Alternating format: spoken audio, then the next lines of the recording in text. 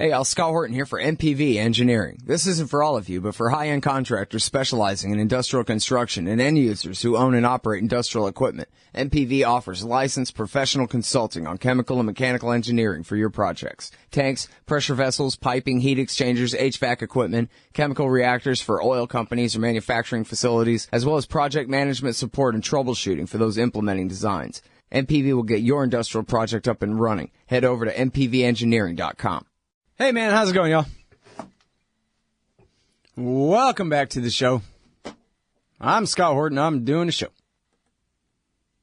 LibertyRadioNetwork.com. All right, next up is our friend Mohammed Sahimi. He's a professor of chemical engineering at USC. Boo, go Bruins.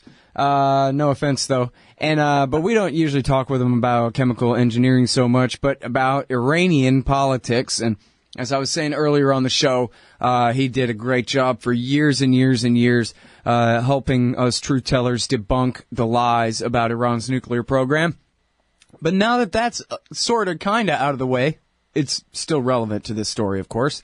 Mohammed lately has been focusing a little bit more in depth on the internal politics. Well, I should say wrote a lot back in 2009 during the so-called Green Revolution and all that too. But very in-depth reporting on the internal politics in Iran. And it's really important right now here in February 2016 because there are elections coming up at the end of this month and in the wake of the signing and the implementation of the Iran deal. So there's a hell of a lot at stake when it comes to all of that. But so anyway, first of all, welcome to the show, Mohammed. Great to talk to you again, sir. Thank you for having me in your program, Scott. It's great to be back in your program. Love talking to you always. So, you say here right at the beginning, come on, these aren't democratic elections, okay? They're some kind of elections, but they are what they are. So what exactly are they? Help us understand. Well, they are not democratic in the sense that people who register with Ministry of Interior to run in the elections must pass several filters put in place by the ruling elite in order to make sure that those that the ruling elite doesn't like won't get to run in the election. So as I explained in that article that you mentioned, published by National Interest, there is a filter by Minister of Interior and there is a filter by the Guardian Council that constitutionally has the right to vet all the candidates. Now, because Ministry of Interior now is run by the Rouhani administration, which is a moderate pro-reform administration, almost all the people who wanted to run in the elections basically passed the filter. They were accepted. But then when it came to the Guardian Council is allied with hardliners and with basically a secret and semi-secret network of hardliners in the security and intelligence and judiciary organs. They basically disqualified roughly half of all the candidates because these candidates are not to their liking. Oh man, and half of them. Yes. And yes. what are those? What's that in numbers? How many people are we talking about? Well, originally over 12,000 people registered to run in the election, and the Guardian Council roughly disqualified 6,000 of them. Wow. Okay. The Iranian parliament has 290 members. 5 of these 290 is dedicated to religious minorities. So Jewish Iranian, for example, even though they number about 10,000, they have their own representative that they elect. Iranian Christians that number about 500,000, they elect 2 people, and then Zoroastrians elect another one, and then an Assyrian elect another one. So there are 5 of them that have been set aside for religious minorities so that they have their own representative to the Iranian parliament addressing their own concerns. The other 285 is basically for the rest of the people. Now, reformists knew that if they want to run in the elections, the vast majority of their candidates would be disqualified because the hardliners don't like them because they supported the Green Movement. So what they did was about 3,000 reformist candidates registered with the Ministry of Interior to run in the election, with the hope that even if 10% of them are accepted, that would be roughly 300, which means that they more or less will have one representative in each district. But that's not what happened. Only 1% of them was accepted. And then after some maneuver, a few more of them were accepted. So today, the reformists published a list of their top 30 candidates for this district of Tehran, because Tehran, the capital, elects 30 people, given its population of 14 million people, elects 30 people to the parliament. So they publish a list of 30 people that they support. Now, at the same time, we also have the elections for Assembly of Experts. Assembly of Experts, according to Iranian constitution, is the organ that selects the supreme leader.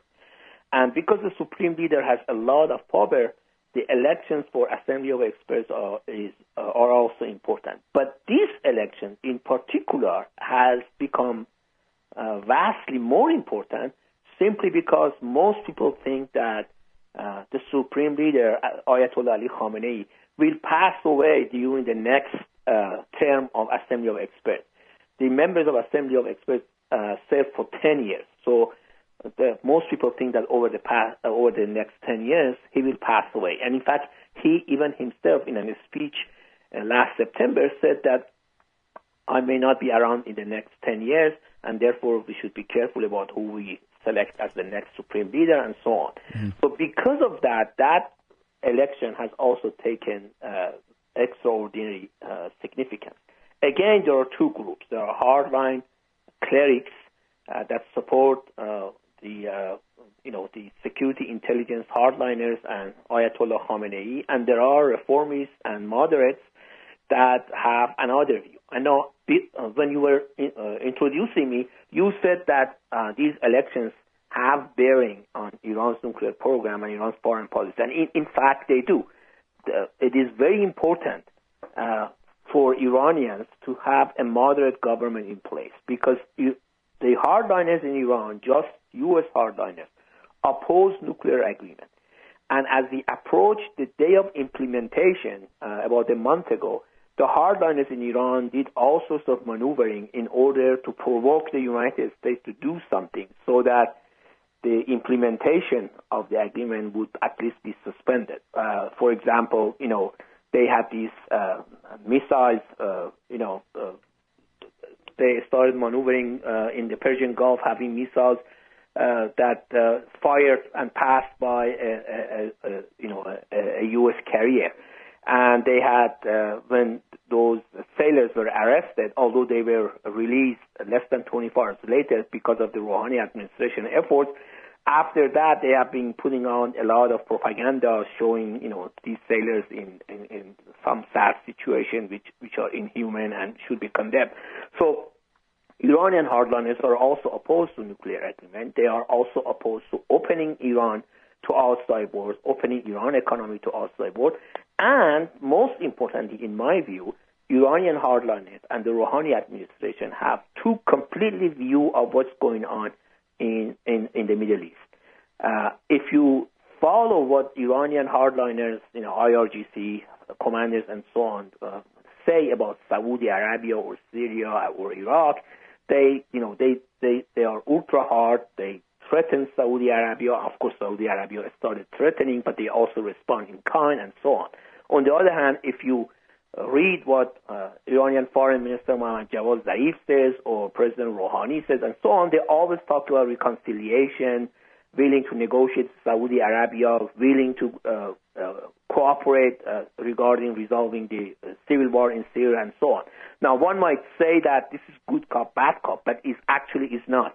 It is this is two fundamental views of what's going on in the Middle East that are vastly different.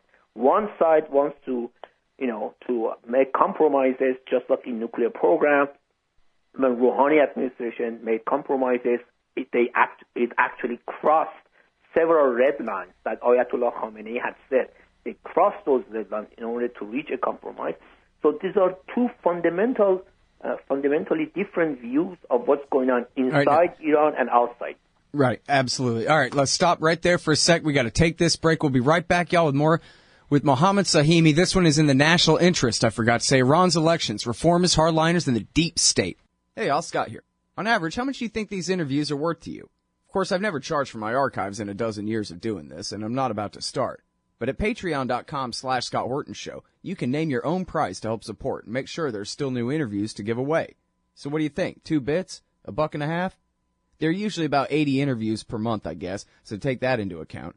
You can also cap the amount you'd be willing to spend in case things get out of hand around here. That's patreon.com/Scott Horton Show. And thanks, y'all.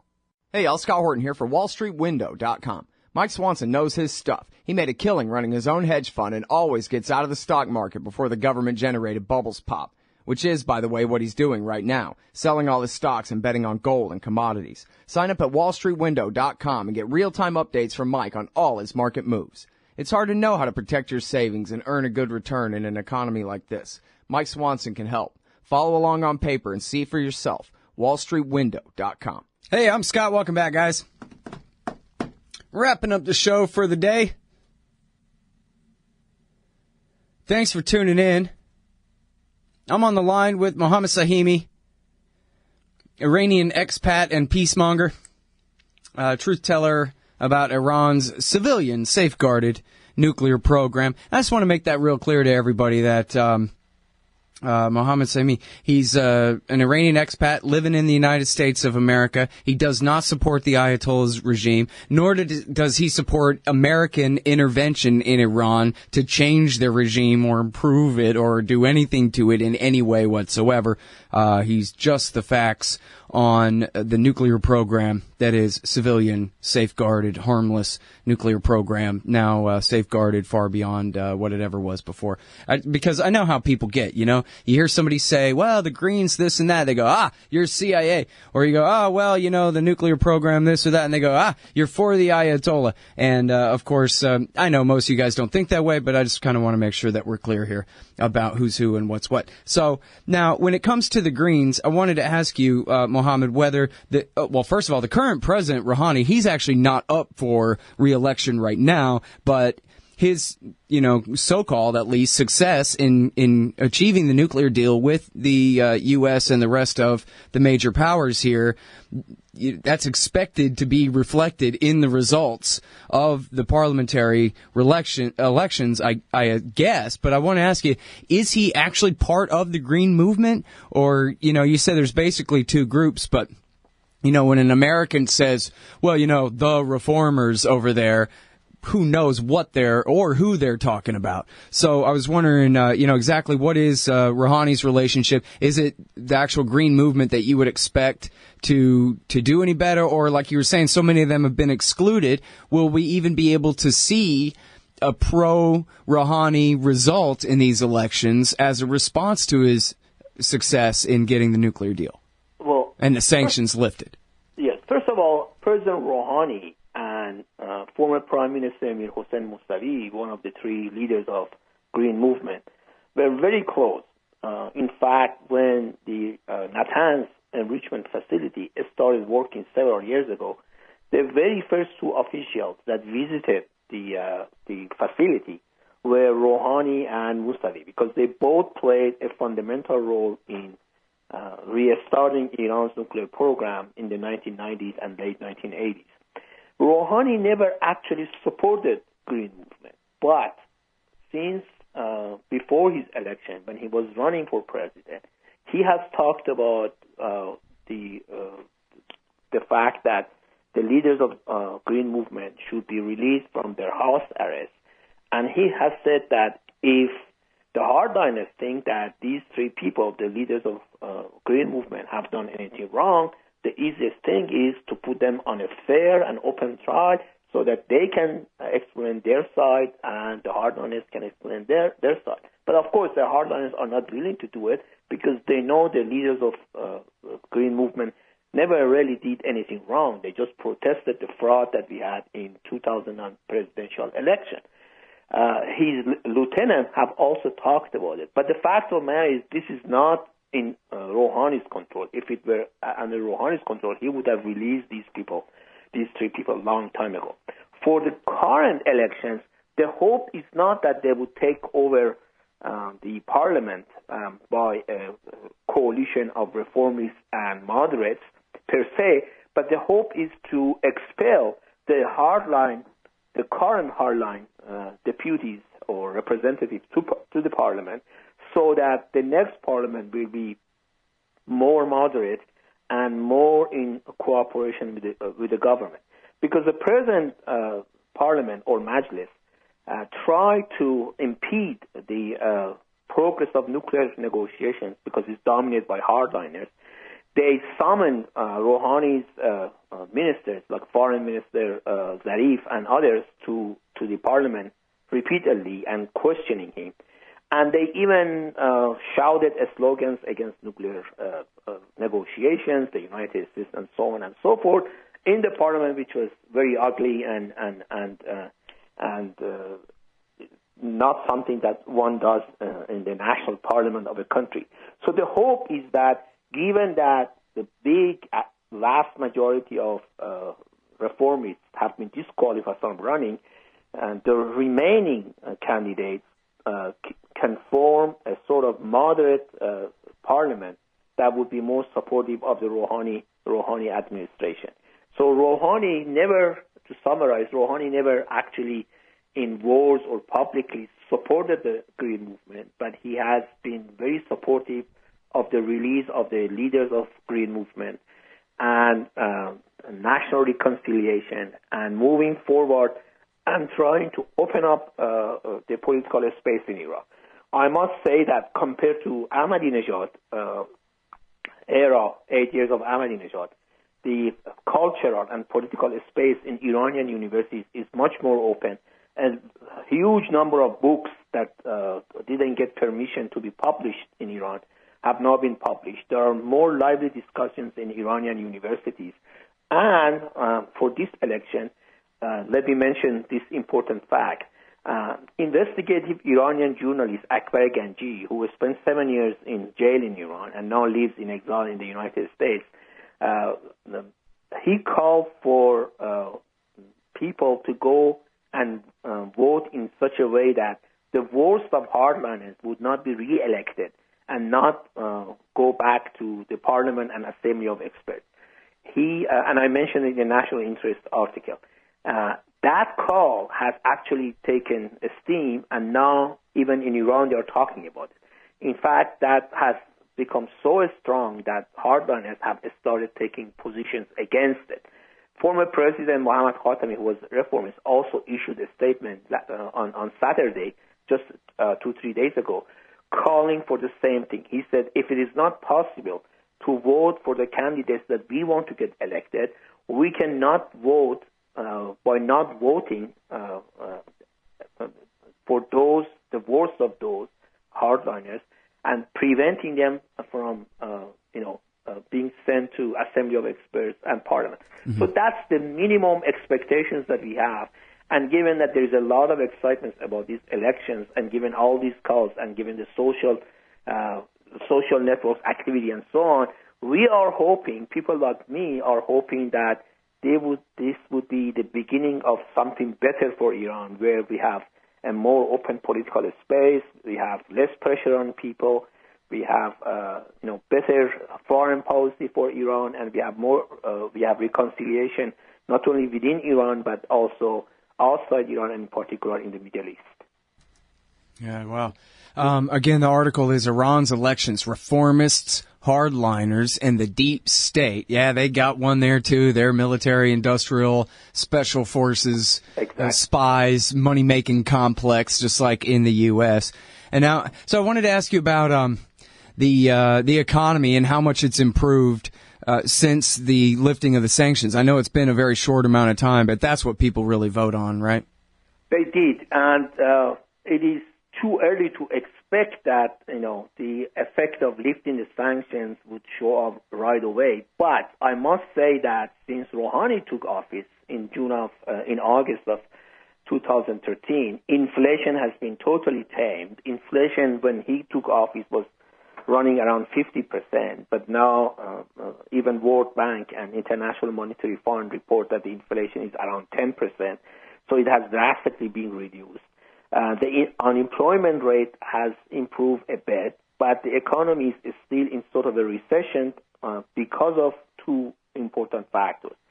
The crippling sanctions that were imposed on Iran illegally, in my view, by the United States and its allies that were just lifted, and the vast corruptions by the Mahmoud Ahmadinejad administration.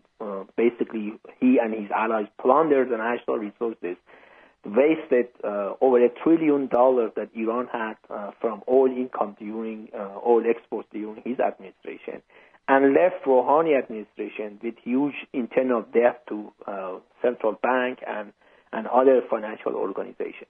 So it would take time for the economy to improve, but at least now people have hope for improvement because the sanctions have been lifted. President Rouhani, in his trip to Europe, signed several important commercial agreements with Italy and France.